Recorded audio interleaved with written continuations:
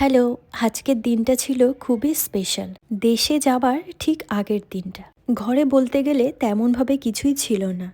সবই শেষ করে ফেলেছি দেশে যাবার জন্য। তাই একেবারে শেষের দিকে ফ্রিজের একটা কর্নারে পড়েছিল দুটো তেলাপিয়া মাছ। আর ছিল কয়েকটা ঝিঙে। সেটাকে দিয়ে একটু ঝিঙে পোস্ত আর সঙ্গে বেশ কিছু মশলা দিয়ে তেলাপিয়া মাছটাকে ফ্রাই করেছিলাম। আর বলতে গেলে প্রায় কয়েক মাস ধরে টুকটুক করে ব্যাগগুলোকে গুছিয়েছি। শেষের দিকে এসে মনে হচ্ছে এখনও বোধহয় অনেক কিছু নেওয়া বাকি রয়ে গেছে। আর ওই দেশে যাবার আনন্দে সব কিছু গোছাতে গোছাতে একটা সপ্তাহ ধরে আমাদের খাবার দাবারগুলো খুব সিম্পলভাবেই রান্না করছি। আজকের রাতটা কোনো রকমভাবে পার করতে পারলেই কাল সকালে আমাদের ফ্লাইট।